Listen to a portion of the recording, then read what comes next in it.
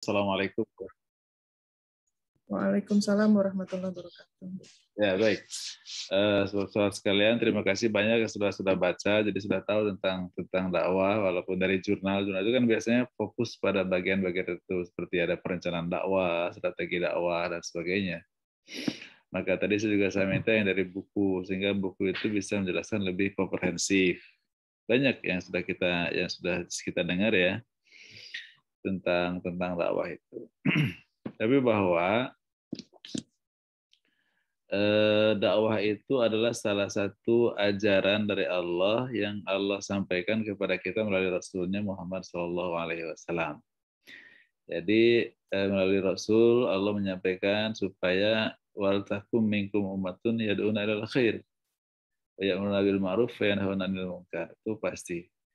Hendaklah sebagian dari kalian ada yang orang yang mengajak kepada kebenaran, kepada kebaikan, dan juga melarang kepada perbuatan-perbuatan yang munkar. Kemudian juga ada lagi dalam surah yang berbeda Allah menegaskan ud'u ila sabili rabbika bil hikmah wal mau'izatil hasanah wajadilhum billati hiya ahsan.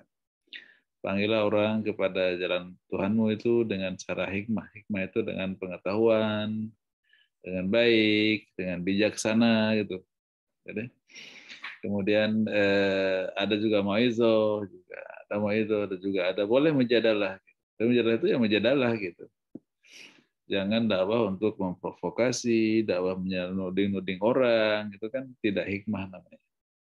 Hikmah itu sampaikan aja kebenaran kepada masyarakat ya, yang Allah sampaikan, yang kita tangkap dan kita ketahui dari penyampaian Allah kepada kita melalui Muhammad Rasulullah SAW, yaitu Al-Quran dan juga hadis dan juga sunnah. Jadi dakwah itu merupakan salah satu dari ajaran Islam, yang ajaran Islam itu sebenarnya tujuannya kan untuk supaya manusia itu hidup maslahah. Hidup maslahah itu hanya 5 indikatornya. Bisa melaksanakan agama dan baik, kemudian akal kita terpelihara, jadi tidak terganggu oleh minuman atau makanan yang kemudian akan mengganggu fungsi-fungsi otak kita. Karena dalam otak itu ada potensi akli ya, dan potensi akli itu manusia bisa lebih menatap masa depannya, kemudian juga mengingat masa lalunya, lalu kemudian bisa memperbaiki ke depan seharus seperti apa, itu dengan akal. Kalau hanya dengan otak, manusia nggak akan bisa sampai untuk melakukan perbaikan dirinya. Maka otak itu yang di dalamnya ada akal itu harus dijaga oleh agama. Lalu kemudian yang ketiga hifdzun nafas, jadi supaya fisiknya terpelihara. Fisik kita ingin supaya terjaga, maka kemudian syariah malah mengguardian itu. Jadi the guardian of physical injury dan sebagainya. Jadi kira-kira hukum Islam itu memelihara dan merawat, menjaga jangan sampai kita itu sebagai manusia itu terlukai. Kemudian supaya jangan sampai kita sebagai manusia itu juga terbunuh oleh orang lain. Maka kemudian Allah melarang pembunuhan, melarang pelukan dan sebagainya. Itu syariah. Lalu kemudian yang ketiga itu hifdzul mal, yang keempat itu memelihara harta, dan yang kelima itu keturunan. Jadi orang itu kalau 5 aspek itu terpenuhi, dia akan tercapai maslahah. Inti Al-Quran itu semuanya itu gitu. Dalam konteks syariah. Selain itu, Al-Quran juga menyampaikan juga prinsip-prinsip akidah, juga prinsip-prinsip akhlak, supaya akhlak itu kita bisa berperilaku baik, kalau kemudian bermanfaat bagi orang lain, tidak menjadi penyakit bagi orang lain. Nah, semua ajaran-ajaran itu, baik ajaran akidah maupun ajaran syariah maupun ajaran akhlak, dan bahkan juga mungkin ajaran tasawuf, itu harus disampaikan kepada banyak orang. Kenapa? Karena tidak semua orang bisa akses Al-Quran. Tidak semua orang bisa memahami Al-Quran dan bisa membaca Al-Quran dengan baik, memahami Al-Quran dengan baik. Orang yang bisa memahami Al-Quran dengan baik itu hanya orang-orang yang memang pernah belajar Al-Quran dan bagaimana memahami Al-Quran dengan baik. Lalu kemudian untuk itu diharapkan ada di antara mereka yang paham Al-Quran itu menyampaikan kepada orang lain yang tidak mempelajari, mendalami Al-Quran, hanya membaca Al-Quran tapi tidak mendalami Al-Quran. Disampaikan oleh dai-dai itu supaya mereka paham seperti yang kita pahami gitu. Supaya mereka kemudian berubah perilaku hidupnya sesuai dengan apa yang dikehendaki Al-Quran. Supaya kemudian mereka itu mengamalkan apa yang sudah mereka yakini dari ajaran-ajaran tersebut. Nah, dengan mengamalkan itu, maka akan tercapai kemaslahatan tadi. Akan tercapai kemaslahatan tadi. Jadi bisa hifdul, agama bisa kita laksanakan dengan baik, gitu kan? Kemudian akal juga bisa kerawat dengan baik, tumbuh dengan baik, fisik juga tumbuh dengan baik, gitu kan? Kemudian juga jiwa juga kemudian terawat dengan baik dan bahkan tumbuh dengan baik. Harta juga kita bisa berkembang, artinya orang bisa bekerja dengan skillnya, dengan kemampuannya, dan kemudian bekerja pun dia nyaman, tidak ada yang mengganggu dan sebagainya. Nah, maka kemudian orang bisa paham tentang agama dan bisa mengamalkan agama sehingga kemudian dia akan mencapai kemaslahatan di dunia dan akhirat. Akan mencapai kemaslahatan di dunia dan akhirat. Nah, sebenarnya untuk apa kita itu supaya mencapai maslahah itu, maslahah individual itu akan mempengaruhi kemaslahatan komunal. Kalau kita masalah pada tingkat individual, maka akan mempengaruhi kemaslahatan komunal. Ketika kemaslahatan komunal akan terbentuk, kemudian nanti akan terjadi kemaslahatan tingkat nasionalnya, tingkat negara, tingkat negara dan bangsanya, gitu kan. Ketika negara dan bangsa itu bisa mencapai kemaslahatannya, maka disitulah Allah mengatakan bahwa kuntum khaira ummatin ukhrijat linnas ta'muruna bil ma'ruf. Saya ingin mengingatkan saudara bahwa Allah berkata untuk konteks yang akan datang dengan kata-kata dengan menggunakan fi'il madhi, itu artinya bahwa itu akan terjadi. Umat Islam itu bisa menjadi khair ummah, bisa umat terbaik di dunia. Umat terbaik itu dia menguasai sains, dia menguasai teknologi, tetapi sains dan teknologi itu tetap dilaksanakan, diimplementasikan dengan penuh keimanan, sehingga akan mencapai kemaslahatan komunal tadi. Akan mencapai kemaslahatan nasional tadi, tidak kemudian dia menguasai sains dan teknologi, tapi kemudian melakukan ekspansionisasi kepada orang lain, imperialisasi kepada orang lain, kemudian menjajah orang lain, gitu kan, mengeksploitasi orang lain. Nah, itu dia menguasai sains dan teknologi, tapi kemudian penguasaan sains dan teknologinya itu untuk mengeksploitasi orang lain, gitu. Karena tidak membangun masalah komunal. Tidak membangun kemaslahatan komunal dan juga tidak membangun kemaslahatan nasional. Dia masalah untuk dirinya, masalah untuk keluarganya, masalah untuk kelompoknya, tapi orang lain termadaratkan dengan itu, gitu. Termadaratkan dengan itu, gitu. Nah, itu yang menurut jadi Islam itu diturunkan kepada Allah untuk membangun kemaslahatan personal, membahas kemaslahatan komunal, kemaslahatan nasional, bangsa dan negara, bahkan mungkin dunia kemaslahatan. Tapi untuk itu dia harus harus bisa menguasai sains dan teknologi, tapi diimplementasikan dengan keimanan. Sekali lagi bahwa Allah mengatakan kuntum khair ummah. Khair ummah itu apa? Dia menguasai sains dan teknologi. Dari mana isyarat itu? Allah mengatakan Rasulullah al-Majidillah, yarfa'illahu alladhina amanu minkum walladhina utul ilma darajat. Jadi kita akan murafa'ah, kita akan marfu'un, akan diangkat oleh Allah posisinya di atas yang lain-lain, jadi khair ummah di atas yang lain-lain dengan dua persyaratan. Kuasai sains dan teknologi, dan tapi juga implementasikan dengan penuh keimanan. Nah, bagaimana penuh keimanan tadi itu? Ketika penuh keimanan, ketika kita menguasai sains dan teknologi, tidak untuk eksploitasi orang lain, tapi untuk kemaslahatan orang lain, gitu. Kemaslahatan komunal. untuk kemaslahatan bersama. Kita menguasai sains dan teknologi, tapi kemudian digunakan untuk kemaslahatan bersama. Makanya kemudian Allah mengatakan, hai kamu yang pintar ini, yang menguasai teknologi ini, yang menguasai sains itu adalah khalifah saya di muka bumi.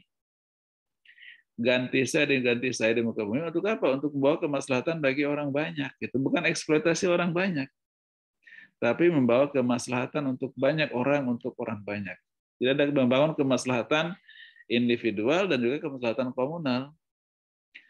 Kalau eksploitatif itu kan kemaslahatannya individual, personal, kemudian juga parsial kelompok gitu kan. Sementara yang lain akan tereksploitasi oleh kemampuan dia, oleh penguasaan sains dan teknologinya itu. Tapi kemudian Allah menghendaki dengan firman-firmannya disampaikan kepada kita supaya kita itu adalah bisa menjadi bagian dari proses membangun masyarakat yang memang mencapai kemaslahatan. Makanya Allah mengingatkan betul, wa ta'awanu 'alal birri wat taqwa wa la ta'awanu 'alal ismi. Kamu harus bermuawanah, bekerja sama, saling membantu untuk kebaikan dan juga untuk takwa. Nah, itu kira-kira hurumah yang dikehendaki oleh Allah sebagai pemahaman kita ya, berdasarkan ayat-ayat yang Allah sampaikan kepada kita. Nah, konsep-konsep ini pertama harus difahami oleh para ulama dan para kiai. Sampaikanlah kepada masyarakat, sehingga ketika nanti masyarakat itu kan, masyarakat awam agama itu dia mungkin pandai dalam sains dan teknologi, menguasai sains dengan baik, menguasai teknologi baik, tapi awam agama, sampaikanlah kepada mereka.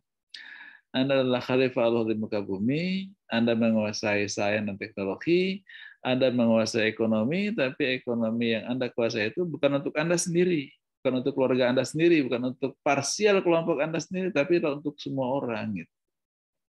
Untuk semua orang. Maka kemudian pertama, hindari bisnis Anda dari eksploitasi. Hindari bisnis eksploitatif. Pasti itu. Ketika Khalifatullah fil ardh, pasti bisnisnya tidak eksploitatif, tapi bisnis untuk kemaslahatan bersama. Bisnis untuk kemaslahatan bersama, sehingga kemudian bisa menjadi khair ummah, bukan khair nafsin, bukan individual yang terbaik, tapi ummah yang terbaik gitu. Maksudnya yang terbaik itu artinya semuanya harus terbawa. Jadi satu orang pintar, satu orang menguasai teknologi, tapi kemudian manfaatnya untuk banyak orang. Tidak harus kemudian mendistribusikan uangnya, tidak. Hindari eksploitasi saja. Hindari eksploitasi saja. Hindari eksploitasi orang lain. Lalu kemudian dia bisa membawa orang lain terbawa kemaslahatannya. Itulah khair ummah. Lah, bagaimana bisa membangun ini semuanya? Maka diingatkan kepada mereka yang akan menjadi pengusaha, atau mereka yang pengusaha, mereka yang eksekutif, mereka yang apapun, diingatkan. Siapa yang mengingatkan? Wal takum minkum ummatun yad'una ilal khairi. Kemudian harus ada orang yang memang mengajak kepada kebaikan. Amrun bil ma'ruf, amar ma'ruf, dan nahi mungkar gitu. Siapa dia? Dai itu, dakwah itu. Itulah dakwah. Dakwah itu untuk supaya umat menjadi umat yang terbaik. Nah, target yang sekarang pertama, dorong masyarakat dari dakwah itu, dorong masyarakat untuk jadi orang pintar. Untuk yarfa'illahil ladzina amanu minkum wal ladzina utul ilma darajat. Dakwah itu dorong mereka untuk jadi orang pintar. Dorong mereka itu, motivasi mereka untuk belajar. Motivasi mereka untuk bisa menjadi orang sukses dalam penguasaan sains dan teknologi. Lalu kemudian dorong mereka untuk menjadi pelaku bisnis yang sukses dalam berbisnis.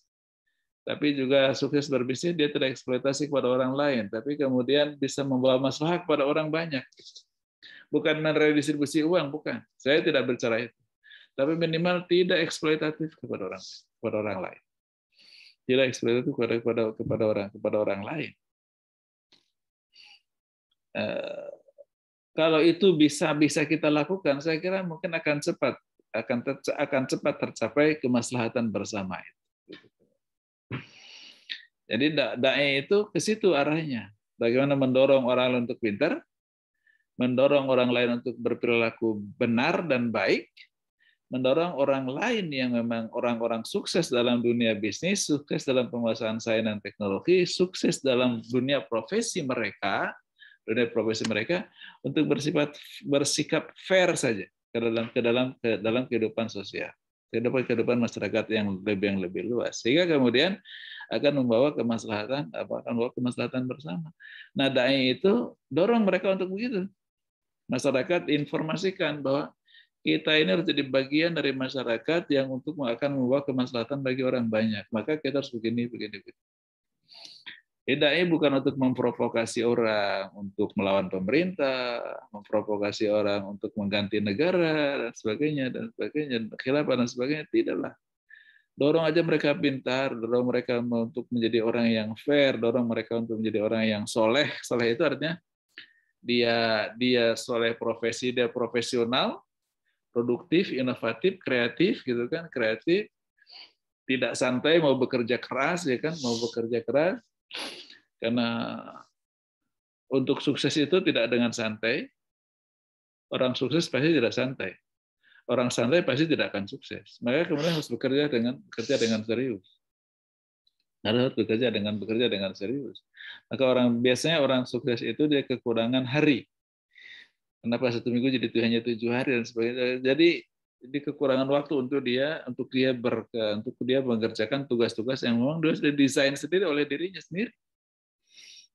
Motivasi dirinya sendiri, memotivasi diri sendiri untuk bekerja serius, untuk belajar. Anda belajar serius, belajarlah serius sedemikian bagus. Kalau Anda pintar, bisa berbuat apa saja di dunia ini.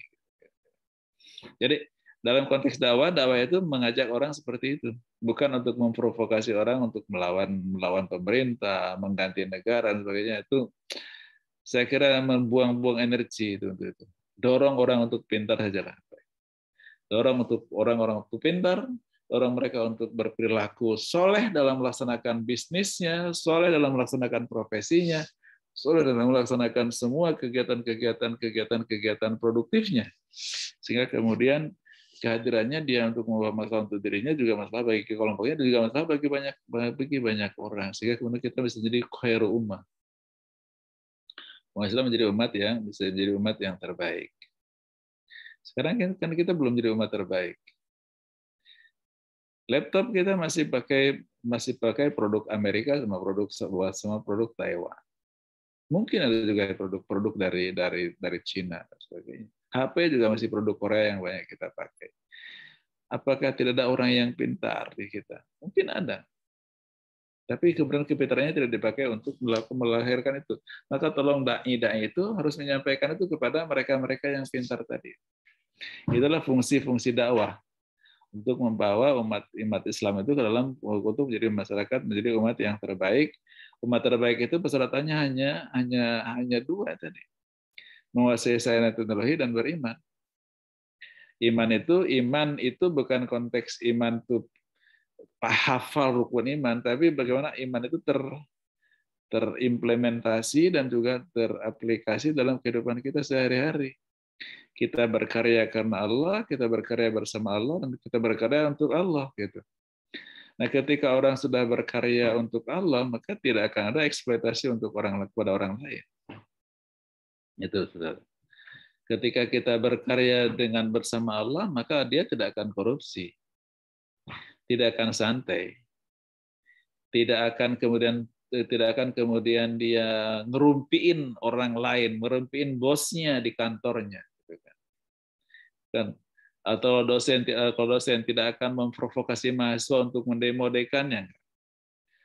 Dosen itu kan kadang-kadang di kelas dia memprovokasi mahasiswa untuk mendemodekan dan sebagainya. Itu kan juga kasihan mahasiswa maunya belajar, tahu-tahu diprovokasi oleh dosen. Itu kan seorang yang profesional tapi dia tidak soleh dalam melaksanakan profesionalitasnya. Maka kemudian dai itu harus menyampaikan itu kepada mereka. Itulah fungsinya dakwah. Itulah fungsinya dakwah. Itu Allah sampaikan dalam Al-Quran. Yang saya katakan kan semuanya dari Al-Quran tadi. Jadi Al-Quran itu mengatakan itu kepada kita. Jadi bukan apa yang saya mau, tapi itulah yang maunya Al-Quran itu begitu. Lalu bagaimana? Nah, implementasi historisnya. Implementasi historisnya, Rasul itu ya mulai berdakwah. Setelah beliau mendapatkan wahyu dari Allah Subhanahu Wa Taala, lalu kemudian 3 tahun dia hanya sembunyi-sembunyi, ngobrol pelan-pelan, tapi Khadijah diyakinkan, Zaid bin Haritsah diyakinkan, budaknya kemudian Abu Bakar, orang-orang terdekat dia lah, orang-orang terdekat dia. Tadi dikatakan oleh saudara tentang dari yang telah ya saudara Furqan ya membaca Sirah Nabawi.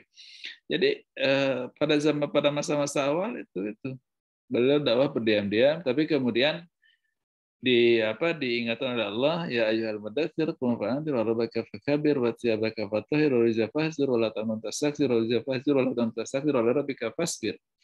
Jadi Allah mengingatkan supaya dia bangun, sampaikanlah kepada orang lain tentang Islam ini. Maka kemudian dia mengundang tadi keluarga-keluarga besar. Disitulah dia mulai berhadapan dengan Abu Lahab, berhadapan Abu Jahal. Nanti berhadapan lagi dengan orang-orang dari Abu Sufyan, kelompoknya Amawi kan. Itu kan dari kelompoknya Abdul Manaf semua itu, dari kelompoknya Hashim semua. Hashim itu kan punya 2 orang besar pada zaman awal. Abdul Manaf itu punya 2 orang besar, yaitu Hashim dan Umayyah. Amawi itu kalau Utsman itu Amawi, dia orang Abu Sufyan itu adalah orang-orang Amawi, tapi sama-sama dari Abdul Manaf. Nah, sedangkan Rasul bersama Abu Thalibnya, bersama Abu Lahabnya, bersama Abu Jahalnya dari kelompok Hashim. Hashim itu adalah memang orang yang diproyeksikan betul oleh Abdul Manaf untuk menjadi seorang pemimpin di Quraisy zaman awal ya, zaman awal sampai kepada Abu Thalib, ayahnya Ali kan. Ayahnya Ali dia jadi presiden, maka katanya dia kan mengatakan, saya tidak bisa ikut dengan Anda, tapi saya lindungi Anda. Itu kan, saya lindungi kamu kepada Muhammad.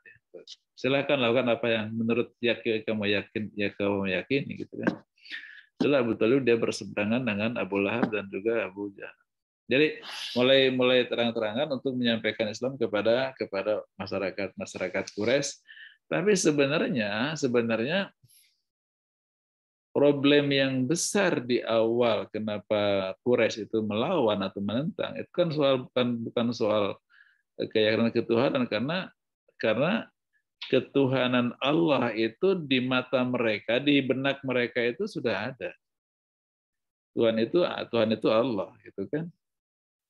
Jadi ketika Rasulullah kemudian menyalahkan kenapa Anda sembah Manata Lata Uzza, orang Quraisy kan menjawab, mana buduhum ila liqaribuna ilallahi zulfa. Mana buduhum ila liqaribuna ilallahi zulfa. Kami tidak menyembah Manata Lata Uzza kecuali supaya ketiganya itu mendekatkan kami kepada Allah sedekat-dekatnya gitu kan. Jadi minta kepada Allah melalui Manata, Lata, dan Uzza supaya Manata, Lata, dan Uzza itu menyampaikan permintaannya kepada Tuhan. Itulah tradisi teologis ya, tradisi teologi yang memang terjadi pada masyarakat Quraisy waktu itu. Dan Rasulullah mengatakan tidak usah pakai Manata, Lata, dan Uzza, langsung kepada Allah saja. Nah, itulah orang-orang karena lalu kemudian Abu Sufyan, Abu Lahab itu, Abu Sufyan lah khususnya ya, dia sudah hampir akan mengalahkan. Jadi gini, ada persaingan politik antara kubunya Amawi sama kubunya Hashim. Lalu kubunya Amawi ini ketika zaman Abdul Muthalib itu masih kalah reputasi. Nah, kenapa mereka bersaing? Karena merebut jalur perdagangan. Jalur perdagangan utara selatan, Yaman sampai ke Syria itu adalah jalur yang terbaik. Kenapa? Karena marketnya Eropa. Jalur perdagangan yang utara selatan, yang utara bukan selatan utara ya, utara selatan yang dari Babylon kemudian ke Ethiopia, ke Afrika, itu jalur yang agak kering. Kenapa? Karena marketnya market Afrika. Afrika bukan masyarakat yang berperadaban tinggi, artinya daya belinya tidak sehebat masyarakat Eropa gitu. Dan yang menentukan jalur itu adalah presiden, yaitu Abdul Muthalib, Ketika Abu Thalib ya Abu Thalib itu kan.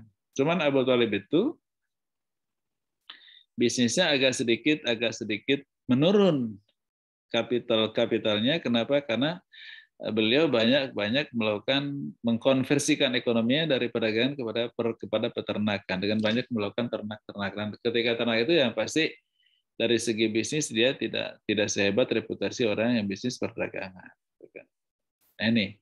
Nah, ketika di tengah-tengah Abu Sufyan akan menguasai posisi penting itu dengan lemahnya Abu Thalib ya, ayahnya Ali. Nah, muncul Muhammad sebagai rasul dan membawa misi baru dan mendapatkan respon yang baik dari para sahabat terdekatnya gitu. Maka Abu Sufyan terganggu. Setelah dia membuat kolaborasi dengan Abu Lahab sebagai orang dalamnya Hashim, kolaborasi dengan Abu Jahal sebagai orang dalamnya Hashim yang akan mengganggu Muhammad. Jadi sebenarnya kalau soal memori tentang Tuhan itu di mereka itu ada. Kenapa? Karena Ka'bah itu adalah warisan dari Nabi Ibrahim sebagai agama monoteis. Dan Nabi Ibrahim menyembah Allah dengan Ka'bah itu. Dan mereka pun ibadahnya di Ka'bah, tidak kemana-mana. Cuma mereka tambah patung saja, gitu kan. Dan kenapa patung? Kepatung itu juga awalnya merupakan refleksi ketaatan mereka kepada Allah, gitu kan. Awalnya ya, ketika mereka berpergian nggak bisa ibadah, maka mereka ambil batu dari Ka'bah, ditaruh di situ, mereka tawaf di tempat dimanapun. Kalau sholat kan kita sholat bisa di mana saja. Kalau tawaf hanya di Ka'bah, maka ketika mereka ke Syria, ketika mereka ke Ethiopia, nggak bisa tawaf karena Ka'bahnya ada di Mekah, maka mereka bawa batu Ka'bah itu ke sana dan mereka tawaf di sana. Pulang dikembalikan ke situ terus, akhirnya lama-lama divisualisasi menjadi patung, dikembalikan lagi ke situ, lalu kemudian patung itulah yang kemudian menjadi objek persembahan mereka, objek sembahan mereka untuk menyampaikan doa-doanya kepada Allah. Jadi sebenarnya dari segi persoalan teologi tidak seberat persoalan politik. Yang membuat penentangan masyarakat Quraisy kepada Muhammad itu adalah tadi itu ambisi politik dari kelompoknya Abu Sufyan, klannya Amawi ya, untuk bisa berkuasa di Mekah. Tapi kemudian tidak berhasil karena Rasulullah berhasil membuat sebuah kekuatan di Madinah, tapi bukan dengan kekuatan klan ya, dengan membuat sebuah model pemerintahan baru. Kembali pada tadi bahwa Rasulullah melakukan dakwah dari sembunyi-sembunyi, dakwah terang-terangan, lalu kemudian di Madinah sukses. Ketika Rasul pindah ke Madinah, berhijrah ke Madinah, dan hijrahnya ke Madinah itu adalah Rasulullah untuk menjadi juru damai antara Khazraj dan Aus. Khazraj dan Aus itu kan dua kubu Yahudi yang memang tidak pernah bisa ketemu, yang orang Arab sudah terpecah juga, ada yang afiliasi ke Khazraj, ada yang berafiliasi ke Aus. Rasulullah datang dipanggil oleh orang-orang yang sudah masuk Islam, oleh para sahabat Nabi yang tinggal di Madinah yang sudah masuk Islam, bahwa mereka punya harapan bahwa Rasulullah akan bisa menjadi juru damai, dan sukses mendamaikan mereka, membuat negara baru, yaitu negara Al-Madinatul Munawwarah, gitu kan. Dan negara baru itu ya sudah terbentuk pada tahun kedua Hijrah ketika ada penandatanganan konstitusi Madinah yang pertama. Tapi kemudian orang-orang Yahudi berkhianat, lalu kemudian di-exclude mereka ke Khaybar sampai perang Khaybar, lalu kemudian ketika mereka kalah di perang Khaybar itu baru selesailah semuanya, bahwa tahun kelima itu clear bahwa Madinah itu betul-betul sudah di bawah kekuasaan Rasulullah secara politik. Maka akselerasi itu 5 tahun ke depan itu adalah dakwah yang paling sukses. Makanya kemudian para pelaku dakwah, khususnya dari yang agak sedikit kanan ultra kanan seperti Ikhwanul Muslimin dan sebagainya, kalau ingin sukses dakwah ya harus menguasai politik. Maka mereka itu seringkali mereka memprovokasi kita segala macam untuk kemudian mengganti sistem pemerintahan yang memang seperti yang mereka impikan. Tapi mereka pun tidak ketemu sistem, ya ketemulah istilah-istilah khilafah karena apa? Sejarah kepemimpinan dahulu adalah sejarah khilafatul sistem kepemimpinan yang khilafah itu, walaupun isinya adalah juga monarki. Jadi ketika Rasul di Madinah itu sudah menjadi seorang kepala negara, maka implementasi agama dalam kehidupan Rasul itu jauh lebih terkontrol. Kenapa? Karena eksekutifnya Rasulullah, legislatifnya Rasulullah, yudikatifnya Rasulullah. Jadi semua terkontrol, syariah terkontrol. Akhlak juga bisa terkontrol. Akhlak ya kan, akhlak juga basisnya juga syariah. Jadi agama itu bisa lebih mudah terimplementasikan dengan kekuasaan politik itu.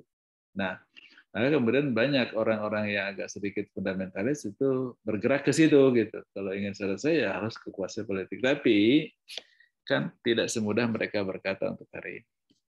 Maka Abdul mengatakan bukan itu.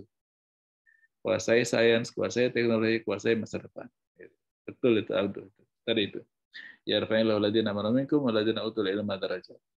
Pasti akan marfu oleh Allah karena penguasaan sains dan teknologi, maka abdu adalah perubahan kultural, bukan perubahan politik. Karena itu yang dipakai oleh dunia Islam hari ini adalah strategi abdu bagaimana agama beradaptasi dengan perubahan sosial itu, sehingga kemudian perubahan sosial itu bisa diinspirasi oleh agama.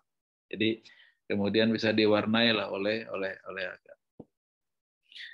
Itu saya kira sekilas tentang bagaimana dakwah, apa yang dikehendaki oleh Al-Qur'an tentang dakwah, itu sudah tadi gambarannya.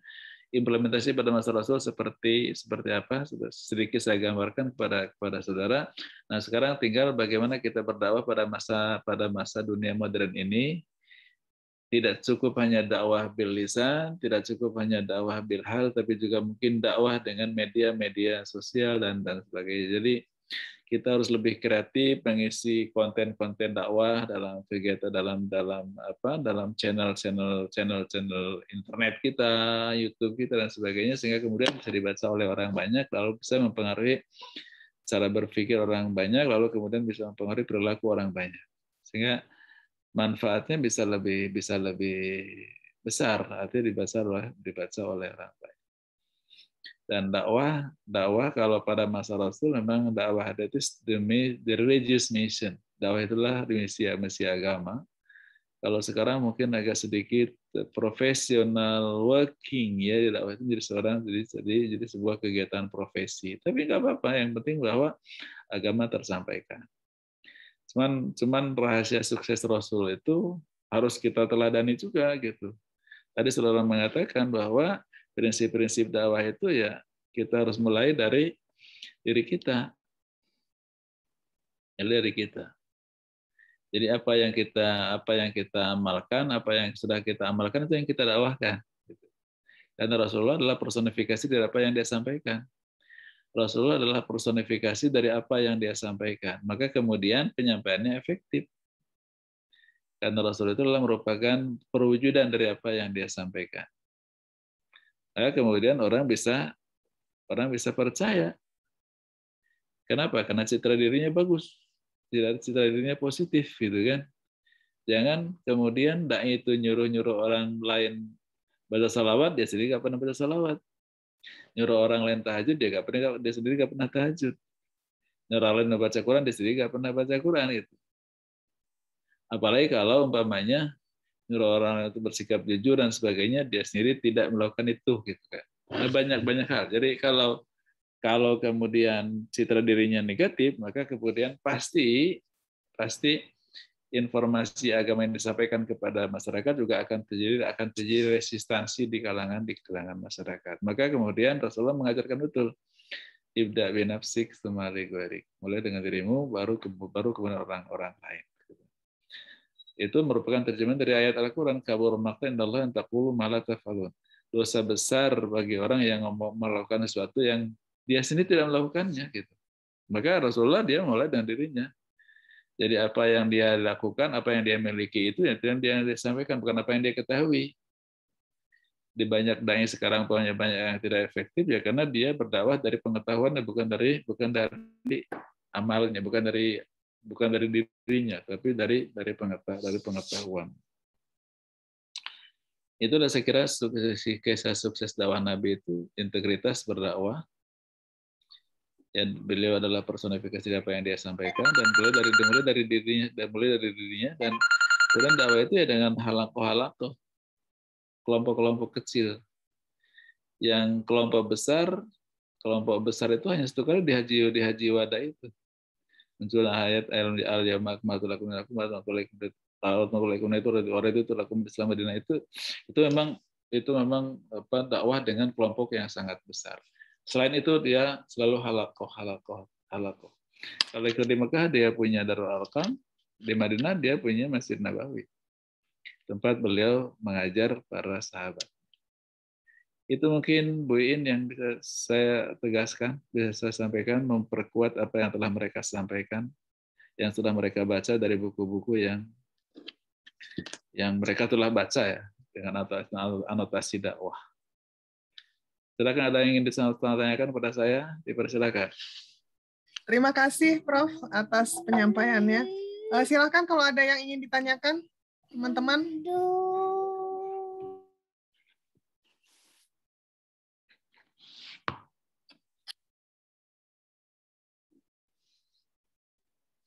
Ada pertanyaan? Silakan.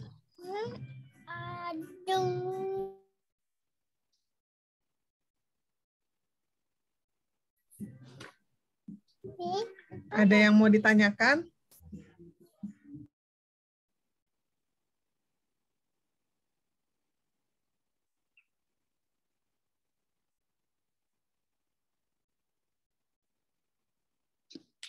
Silakan. Ada yang ingin ditanyakan? Atau sudah paham semua?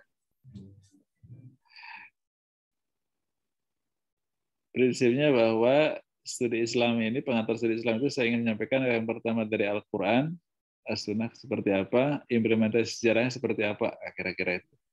Ini ada yang, ini raise hand tadi Farhan, ada yang mau ditanyakan? Izin bertanya, Prof. Silakan. Ini Prof, terkait dengan yang saya sampaikan tadi mengenai penguasaan sains dan teknologi untuk kemaslahatan bangsa dan negara, bahwa saya ingat Prof, waktu itu sempat viral orang Indonesia yang bernama Muhammad Kusrim kalau tidak salah. Beliau menciptakan televisi sendiri, tapi tidak mendapatkan perizinan dari pemerintah. Kemudian ada juga seorang Warsito Harto. Selain itu ada Harto Laksono, seorang lulusan dari Universitas of London, jurusan teknik mesin, di mana beliau bertiga ini berhasil menciptakan alat Prof yang membantu sains dan teknologi. Tetapi kurang mendapatkan perhatian dari pemerintah itu sendiri. Dan pertanyaan saya, apakah perlu Prof ada seorang dai yang menyampaikan kepada pemerintah mengenai agar pemerintah membuat kebijakan yang dapat membantu rakyat untuk mengembangkan potensi yang dimiliki oleh rakyatnya guna menciptakan kemaslahatan berbangsa dan bernegara itu sendiri. Terima kasih. Iya, saya kira begini, bukan saya kira, tapi harusnya dai itu di tema-tema dakwah di televisi itu kan, viewernya siapa aja, dan dibatasi. Kalau Majelis Taklim kan pendengarnya orang di masjid itu, tapi kalau dari televisi itu kan viewernya banyak orang gitu kan. Ya yakinkan gitu kan, yakinkan, tapi dengan bahasa yang kaulan sadi dan kaulan lain dan kaulan ma'ruf, jadi dengan kata-kata yang tidak menuding, tidak provokatif gitu, tidak menuding, tidak provokatif gitu. Ini satu contoh saja. Saya ketika saya rektor itu kan pernah diundang oleh wakil presiden untuk acara memberikan tausiah buka bersama di kantor Wapres. Ada sekitar 5 atau mungkin lebih 10 menterian lah ada gitu kan. Saya berbicara tentang bagaimana seharusnya kita menghadapi MEA di masyarakat waktu itu adalah menghadapi masyarakat ekonomi ASEAN ini di perguruan tinggi gitu. Di perguruan tinggi. Kan baru terasa sekarang dengan ada kebijakan-kebijakan Nadiem ini ya, Merdeka MBKM itu. Mereka belajar kampus merdeka, artinya bahwa kebijakan itu harus disampaikan gitu, harus disampaikan dan tidak ada yang tersinggung. Wapres pun nggak tersinggung, Pak Yusuf Kala nggak tersinggung. Bahkan selesai Pak saya turun, bilang pada Pak Wapres, saya mohon maaf, saya tidak ikut bisa makan, minjam koridor satu aja, saya bilang. Kenapa? Ada duta besar di rumah dinas. Waktu itu di rumah saya ada duta besar gitu. Duta besar mana tuh, orang Eropa mau ketemu saya, tapi nunggu di rumah dinas. Jadi saya udah sedang pidato di wakil presiden, jadi repot. Jadi dan belum mau ngasih, Pak JK ngasih koridornya kepada saya. Sehingga sampai dalam waktu 1/4 jam di kantor Wapres ke rumah dinas. Artinya kalau ngomongnya kawalan saya dan kawalan Marwan, kawalan lainnya itu tidak akan tersinggung orang. Tapi kalau nuding-nuding, gimana pemerintah ini, Anda ini, nah, itu udah. Memang biasa kesenangan orang kan menyalahkan orang lain, karena ada prinsip khalif turab. Berbeda supaya kita populer, supaya kelihatan kita tuh pintar lah. Kalau saya tidak. Kami di perguruan tinggi menunggu betul kalimat-kalimat dari bapak-bapak yang ada dalam kekuasaan supaya kami bisa bekerja, gitu kan. Kan menarik, kalimatnya sama atau intinya sama. Sekarang baru ada MBKM itu. Jadi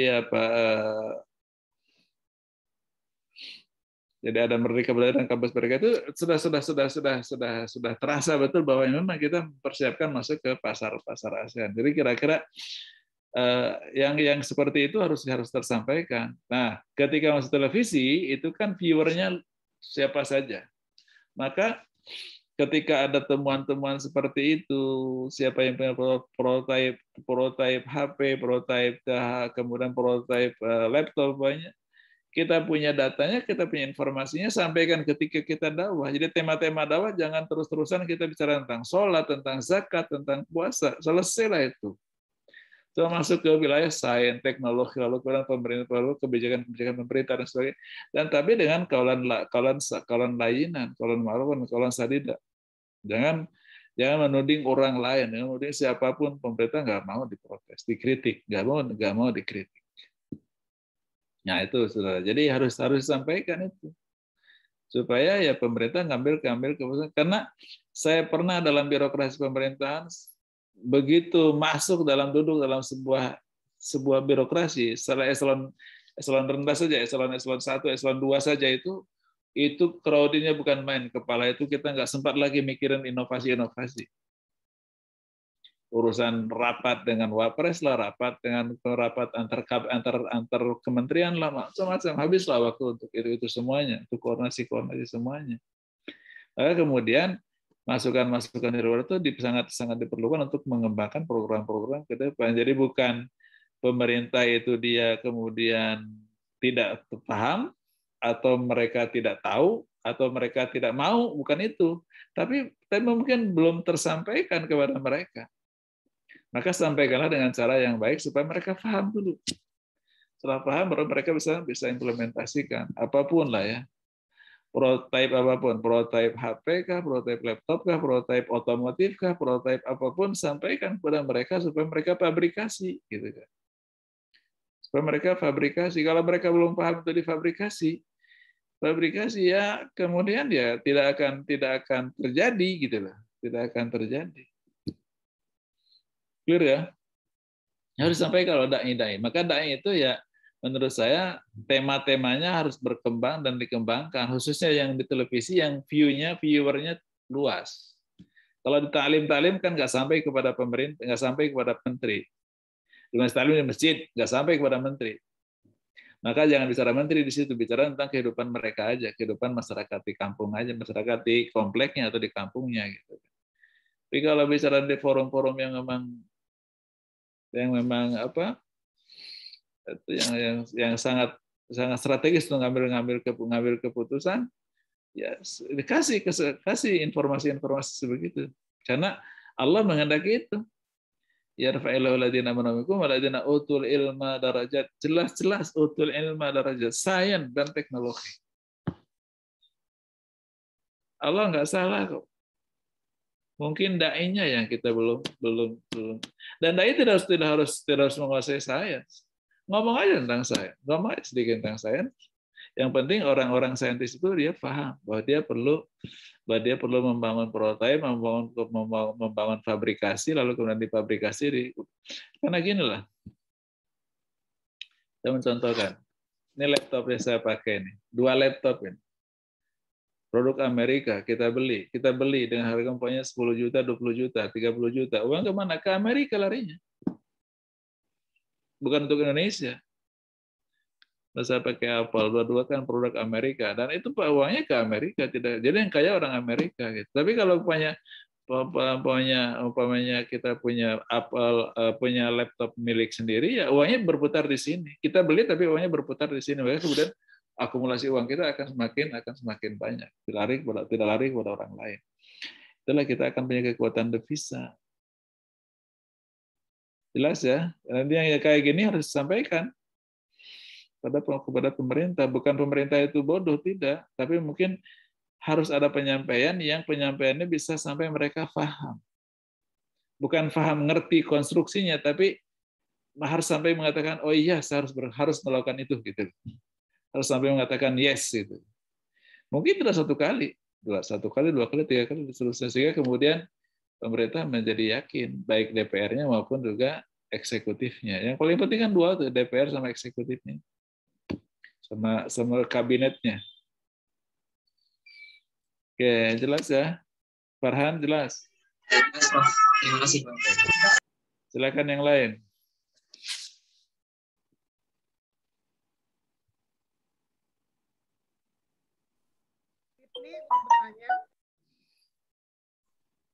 Saya izin bertanya, Prof. Ya, silakan.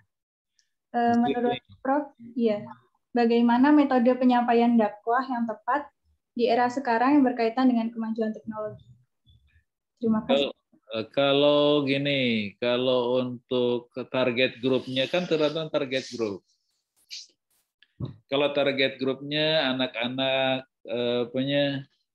anak-anak digital native ya, digital native itu anak-anak yang lahir setelah tahun 2000, 2001, 2002 dan seterusnya itu kan digital native ya. Maka kemudian ya konten-konten dakwah sampaikan melalui internet karena pasti akan terakses oleh mereka, gitu kan? Konten-konten di situ, gitu kan? Tapi lalu kemudian ketika target grupnya itu profesional, sampailah pada profesional. Kalau kita nggak punya medianya, dia juga pasti nggak akan nonton YouTube. Mungkin di televisi kita sampaikan itu. Gitu kan. Nah, ketika di televisi sampaikan itu, saya kan nggak pernah diundang televisi. Kita harus punya proposal, sampaikan proposal kepada televisi tertentu. Kan ada Muslim TV. Sampaikan proposal ke Muslim TV supaya kita bisa menyampaikan itu pesan itu kepada viewer. Mungkin pasti menteri nggak akan nonton, pasti nggak akan nonton. Tapi salah satu stafnya mungkin sekjennya, dirjennya atau direkturnya nonton. Mungkin staf ahlinya nonton. 1 orang yang nonton dari mereka terdengar sudah luar biasa. Nanti akan mereka sampaikan kepada Pak Menterinya gitu kan.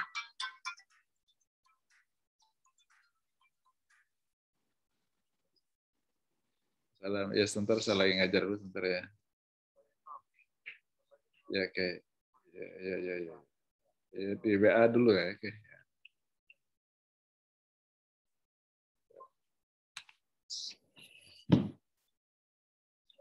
Jadi gini, jadi menurut saya tergantung target grupnya siapa, gitu kan. Target grupnya siapa? Yang target grup yang bisa terjangkau lebih luas itu melalui televisi, karena televisi itu viewernya luas dan unidentified, unlimited, unidentified. Tapi tadi itu betul, kaulan sadida, kaulan layyina, kaulan ma'ruf, jangan berkata yang orang lain akan tersinggung dengan kata-kata Anda, dengan kata-kata kita. Gitu. Karena Rasulullah tidak pernah berdakwah menyalahkan orang lain. Menyalahkan orang lain ya. Jadi tidak pernah menyalahkan Abu Sufyan, Abu Lahab, Abu Jahal dan sebagainya. Yang disalahkan sistem keyakinannya. Kita keyakinan itu salah. Itu mestinya kata menurut wahyu yang saya terima begini. Gitu. Tapi orangnya tidak diganggu. Jadi jangan kemudian nuding orang gitu kan, nuding orang. Jadi orang kan nggak suka juga kalau itu tergantung target grupnya. Dan kemudian dakwah yang secara historis yang paling efektif itu sebenarnya bukan tabligh akbar. Tabligh akbar itu mungkin bagus di syiar ya. Tapi the flowing of knowledge itu yang terjadi di halaqah itu. Kalau ingin pengembangan knowledge, religious knowledge pada audiens kita, ya halaqah itu yang paling efektif, bukan tabligh akbar. Tabligh akbar telah menghasilkan syiar yang besar. Apalagi kalau maunya dai-dainya dia punya malakah bicara yang baik dan menarik, entertain-nya bagus, gitu kan, orang akan tertarik. Tapi progress of knowledge-nya menurut saya kurang. Yang bagus itu kalau halaqah. Halaqah itu ya kelompok-kelompok kecil ya, kelompok-kelompok kecil. Terserah halaqahnya itu dipakai Zoom, boleh. Pakai Zoom boleh, atau pakai atau halaqah langsung physical meeting boleh. 15 orang, 20 orang gitu kan. Itu hasilnya akan lebih bagus. Dakwah itu hasilnya akan membawa perubahan. Lalu kemudian bagaimana masuk kepada para eksekutif muda dan sebagainya.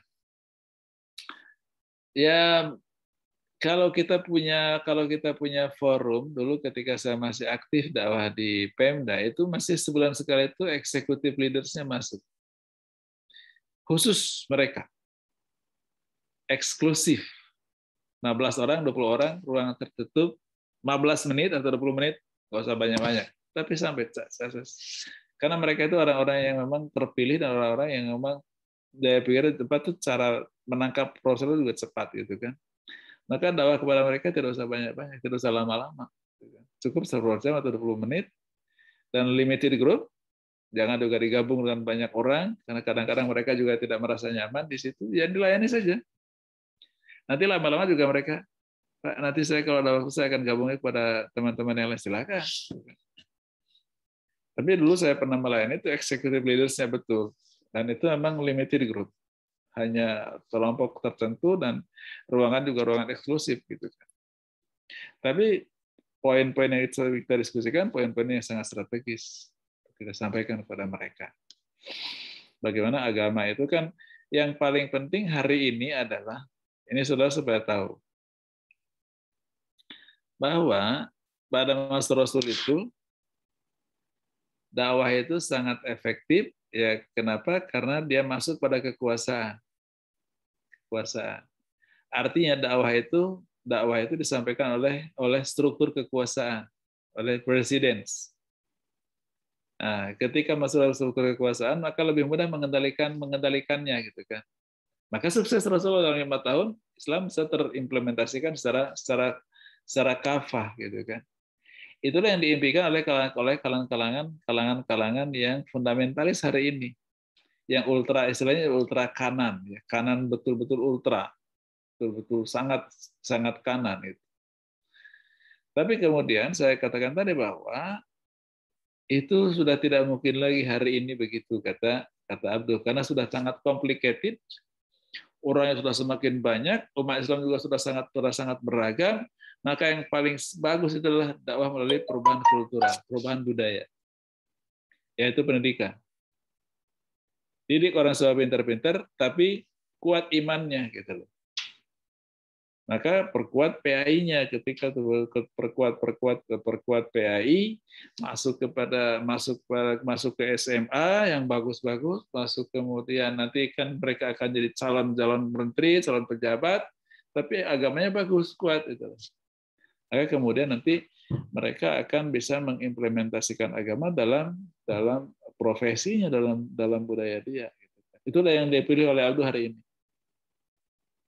Dan pengikut Abdul, saya kira hampir seluruh dunia mengikuti pola Abdul hari ini ya.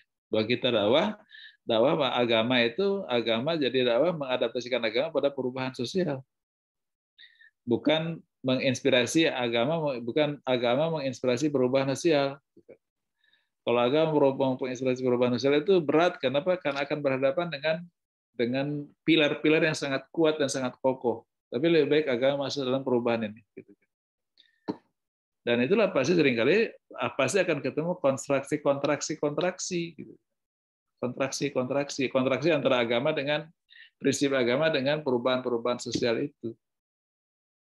Di Indonesia coba, di Indonesia memberikan izin pabrik minuman keras. Itu kan pasti orang agama pasti marah. Nggak benar itu kan. Pasti agama mengatakan tidak boleh. Tapi pemerintah mengizinkan pabrik itu beroperasi. Kenapa? Karena dia butuh produk untuk dijual kemana sebagai komoditi, mungkin ekspor, gitu kan? Mungkin ekspor. Juga butuh tax, butuh pajak produksi juga butuh. Maka kemudian dia izinkan itu, gitu kan? Lalu sekarang kedai bagaimana masuk ke situ, gitu? Masuk ke situ bagaimana? Padahal pemahaman fikih dia itu semuanya menjadi ya namanya khamar, haram mengkonsumsinya, haram menjualnya, haram membawanya dalam truk, haram memproduksinya. Kemudian maka aslu haraman wa faru'u haramun. Kalau umpamanya asalnya haram, maka furunya haram. Maka salah satu gimana? Usahanya haram, bekerja di tempat haram itu kan hasilnya haram. Maka kemudian furunya juga haram. Maksudnya apa? Gaji uang kita dapatkan dari menjual khamar, gaji dapatkan itu dari memproduksi khamar, itu kan uangnya apakah haram tidak haram kan bukan zat yang diharamkan gitu. Tapi asalnya dia dari sesuatu yang diharamkan gitu. Pakai beli beras, berasnya halal, tapi kemudian substansi beras itu kan haram. Kenapa? Karena dari asal yang haram. Itu kaidah fikih. Nah, kiai-kiai ulama-ulama begitu ketemu sini kan kemudian berkontraksi. Kritiklah pemerintah. Pemerintah nggak ngerti, macam-macam disebut. Lalu kemudian terjadilah radikalisme verbal. Maka kemudian pemerintah bergerak dengan polisinya lalu menangkap para kiai-kiai yang ngomong begitu. Seringkali terjadi kontraksi begitu. Maka bagaimana dai supaya tidak terjadi miskomunikasi dengan pemerintah dan sebagainya, sampaikanlah ke MUI, fatwakan oleh MUI, lalu kemudian kalaupun kita mau menyampaikan kepada masyarakat, sampaikanlah dengan baik, qaulan sadidah, qaulan ma'rufah, qaulan layyin. Jangan kemudian mengkritik orang. Kalau orang nggak mau dikritik, biasanya dia nggak suka kalau dikritik. Jelas ya? Saudara Zidni? Jelas, Prof. Terima kasih. Oke. Masih ada waktu? Masih ada, Prof. Berapa menit lagi? Silakan kalau masih ada waktu. Kalau mau diskusi. Masih 5 menit. Masih 5 menit. Tuh, kata tinggal 5 menit lagi udah mau habis. Tapi ini semua bisa paham tentang dakwah itu seperti itulah. Seluruh dakwah itu seperti itu. Bahwa Allah itu sangat serius tentang dakwah. Banyak ayat yang bicara tentang dakwah. Rasul juga serius tentang dakwah, maka kemudian Rasul juga meninggalkan banyak sejarah dan artefak dakwah Rasul, gitu kan. Maka termasuk sirah itu kan termasuk sumber sejarah yang bisa kita percayai gitu sebagai sumber informasi sejarah yang bisa kita percaya tentang dakwah Rasul. Gitu. Karena dakwah itu merupakan salah satu pilar bagaimana Islam itu bisa berkembang. Dan kita yakin bahwa jika Islam itu, ajaran Islam baik syariahnya, akhlaknya juga, akidah syariah sama akhlak itu terimplementasi, maka akan muncul kemaslahatan hidup bagi umat manusia, tidak hanya personal tapi komunal. Tapi juga masyarakat bangsa dan negara, dan juga masyarakat dunia. Ketika masalah, maka kemudian ya kita mendapatkan manfaat dari dari semua ajaran Islam ini. Ajaran Islam itu betul-betul membawa manfaat untuk kita semuanya. Saya kira itulah mungkin ya, Win ya. Kalau masih ada, silakan. Kalau tidak ada ya cukup sekian. Nanti kita ketemu lagi pada pertemuan yang akan datang. Nah, yang akan datang hari Selasa ya, hari Selasa tentang gender dengan Bu In aja. Karena saya sedang ada tugas ke Semarang dan Jogja. Baik, Prof. Hari-hari itu. Dan biasanya tugas agak capek karena harus bawa mobil kan, karena naik pesawat kan pakai PCR ya. Bukan ini, tapi malas ya prosedur-prosedur gitu. Lebih baik bawa mobil aja. Karena PCR itu juga unidentified juga, itu kan ekspor. Kalau saya ya itu ada yang tidak paham lah kita tuh. Kenapa pertama kali keluar PCR 3 juta, turun 2 juta, turun 1 juta, sekarang tinggal 250.000. Habisin sisanya, Prof. Nah, maksud saya kan kalau memang itu harga fix price-nya di 250.000 ya sudah dari awal segitu saja kan. Itulah masalah umat gitu kan. Kan tidak eksploitasi dulu kan, dibikin 3 juta itu kenapa? Karena eksploitasi dan itu pakai kekuasaan, karena Kemenkes mengatakan harus ini gitu. Itu kan menggunakan kekuasaan untuk sebuah bisnis gitu kan. Dan yang bisnis kan pasti bukan pemerintah, karena pemerintah kan nggak boleh bisnis. Pemerintah tidak boleh menjual sesuatu kepada rakyatnya, harus dikasih kepada rakyatnya. Yang menjual pasti perusahaan. Ini sistem kenegaraan ya. Pemerintah nggak boleh menjual sesuatu kepada rakyatnya. Itu pasti perusahaan. Nah perusahaannya mungkin swasta, mungkin BUMN, kita nggak tahu. Allah. Tapi saya bukan soal itu, tapi karena apa tuh seluk-beluknya harus datang ke mana, ke klinik lah, segala macam, itu takes time gitu. Bagi saya lebih baik kan saya menyelesaikan ngajar, menjelaskan nulis, macam-macam, lebih baik ada bermanfaat itu. Nah kalau pergi-pergi ya pakai mobil aja lah. Ya, kalau sekarang kan Semarang bisa pakai mobil 6 jam sampai. Baik, saya kira gitu. Kita ketemu lagi pada pertemuan yang akan datang. Mungkin hari Jumat nanti kita bisa ketemu Bu In ya. Nanti kita komunikasi bahan-bahan untuk hari Jumat apa gitu kan. Ya. Saya pulang. Dan kalau gitu saya leave dari saya. Cukup sekian. Terima kasih. Assalamualaikum warahmatullahi wabarakatuh. Waalaikumsalam warahmatullahi wabarakatuh. Saya leave ya. Terima kasih, Prof. Sama-sama. Sampai ketemu lagi. Sehat-sehat semua ya. Amin. Sama-sama, Prof. Sehat. Amin ya. Saya leave ya. Ini ya. Iya, Prof. Ya, teman-teman tadi sudah mendengarkan ya penjelasan yang cukup komprehensif dari Prof. Dede tentang aspek dakwah dalam Islam. Mudah-mudahan bisa kita implementasikan dalam kehidupan kita sehari-hari